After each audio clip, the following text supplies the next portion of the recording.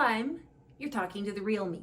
The last couple of videos I've been covering some of the digital avatars and how to make those, and definitely I'm going to have a role on this channel for those types of things. But today, I just wanted to sit and chat. And the topic I want to chat about today is about students using AI, in particular using ChatGPT because it's free, for the purposes of cheating.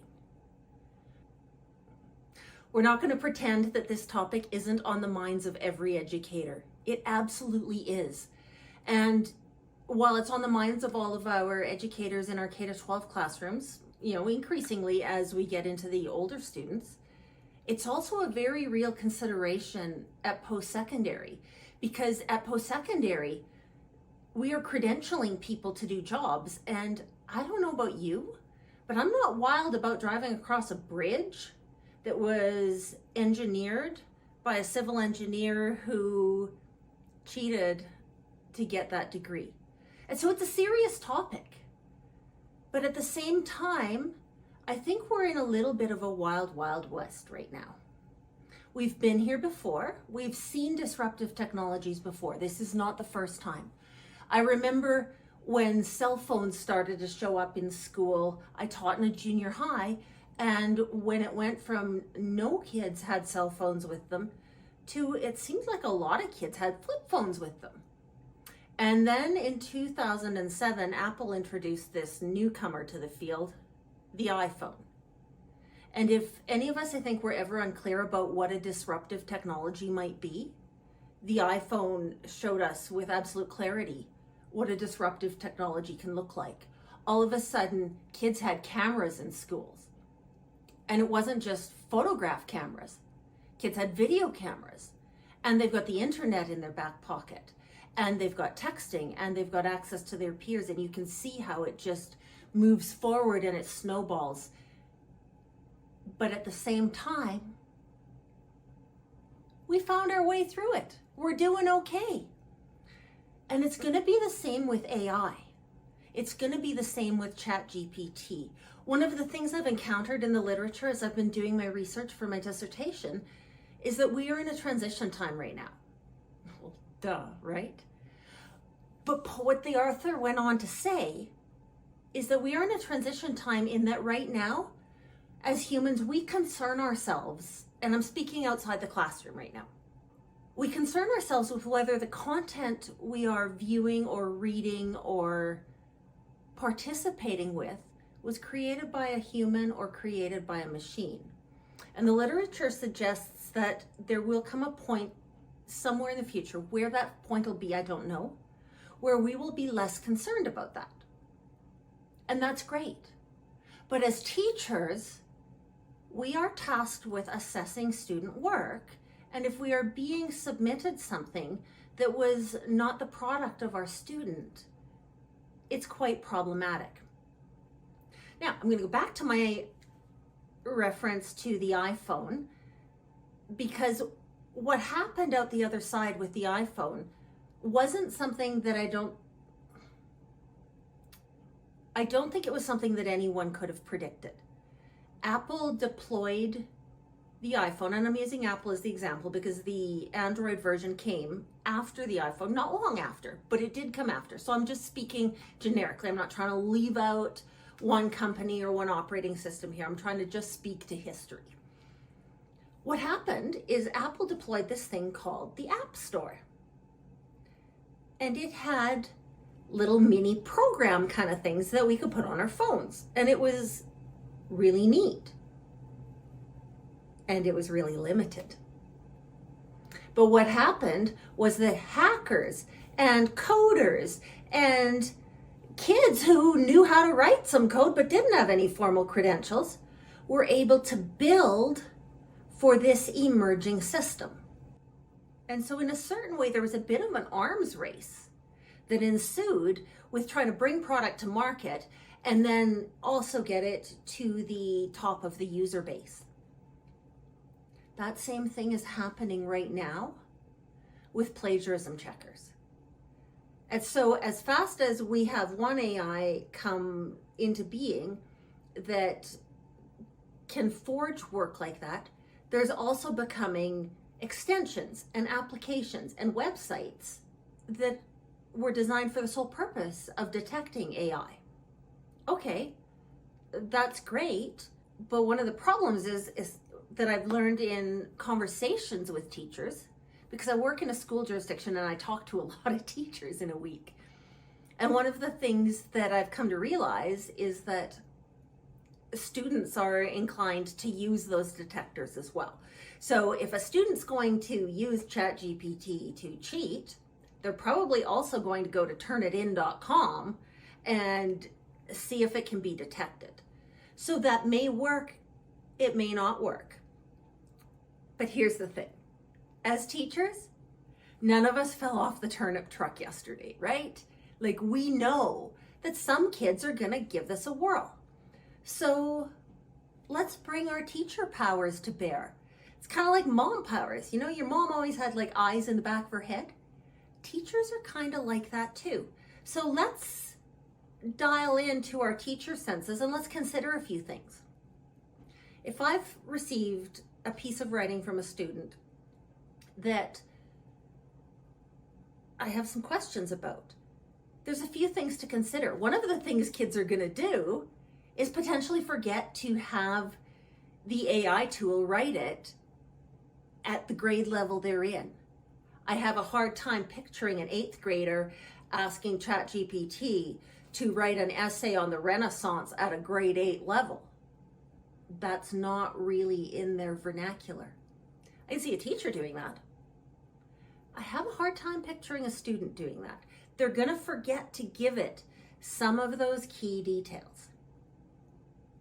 If they've turned something into you that has gone way beyond the scope of what you've covered in class, I think you've got a pretty good idea that you may not be looking at something entirely authentic. What about comprehension? As a teacher, it's your job to teach the curriculum and assess the learning of the curriculum. So it would be completely within your wheelhouse to ask a student some clarifying questions about what they've written. I would have no problem sitting with a student of mine and giving them probably great praise that, buddy, your writing has improved like leaps and bounds since September. Like, unbelievable improvement. So good job, you. Watch the beads of sweat start to appear. But then you go on to say, it's my job to make sure you understand the curriculum and to make sure you understand the concepts that are being taught and learned in this class. So I need to check for some understanding with you. So I've got your paper here in front of me, and I just want to ask you some questions. And you might have those questions ready in advance. You might have used AI yourself to help generate those comprehension questions. I mean, we can fight fire with fire here. There's nothing wrong with that. If there's a tool for them, it's also a tool for us. Turnabout's fair play, right? But don't hesitate to ask those questions. Can they actually comprehend what they wrote? If they can't comprehend what they wrote, then I think they probably need to rewrite. Probably with pen and paper. We can go old school too. And lots of teachers are doing that. But maybe they need to do a rewrite in front of you so that you can ascertain that, yes, in fact, they have understood the curriculum. You're well within your professional boundaries, professional rights, professional judgment to ask those kinds of questions. Now, I've noticed, and I don't know if this is a teacher thing or if everybody can pick up on this, but I've noticed that with ChatGPT, and that's the only one I'm talking about really right here, and I'm talking about that one in particular because it's the one that people have heard the most about. It's made the biggest headlines in the last year plus change since it was released. It's free, and so I'm under the impression that it's fairly broadly accessed by both adults and younger people. But it has a rhythm. When I ask it to write for me, it typically does 8 to 10 words per sentence. And 4 to 5 sentences per paragraph. I don't think without further prompting, I've ever seen it do more than 5 sentences in a paragraph. And it lacks voice. The sentences are very metered, and I hesitate to say predictable, but I do find them somewhat predictable. And it's not the way student writing really sounds, really reads, really lilts, really flows. It doesn't have that same voice. The other thing it lacks is the variation in sentences. You never get a little short sentence to change it up. You never get a question partway through. It's never, why is this important in the Renaissance? Question mark, followed by a statement. We don't get that kind of voice yet in AI writing. And so I think that we can trust our teacher brains. We can trust our teacher experience. I understand it's not always simple. I understand that these are landmines we're talking about. This is serious stuff. But we can't make it go away, and we can't speed up the arms race to give us that slam dunk tool that's going to be like, yeah, this kid totally plagiarized this. This was absolutely written by AI. Which brings another question. Is it plagiarism? Another debate being held in academia on a regular basis right now. Is that plagiarism? I've come across another term in the academic research, and it's agerism, AI-gerism. So you haven't plagiarized it from a human. We've still got that gerism suffix on it. So AI-gerism, agerism, is plagiarizing from AI-generated content. It doesn't matter when we're talking about assessing student outcomes. It doesn't matter if they copied it from another human or if they copied it from AI. If they didn't write it, they didn't write it. And so we have some power in this. We have the ability to talk about it. We have the ability as a profession to have these conversations and to talk about, what are you doing about this? And so I pose that question to you today. What are you doing? Or what are your teacher neighbors in the next classrooms over doing? Or your teacher friend who maybe doesn't live in even the same city as you, but you have regular conversations. Because as teachers, I know we talk about our craft. I know we can be nauseating sometimes for non-teachers to hang around with, because we talk about ed, we talk about kids. So let's talk about that here. Let's talk about AI. Let's talk about how kids are using AI. Let's talk about the challenges that brings. We can't solve the problems if we don't identify the problems. But together, we have synergy. Together, we are more. So let's talk about these things. Tell me, what are you doing? How are you navigating these uncharted waters? What insights have you had?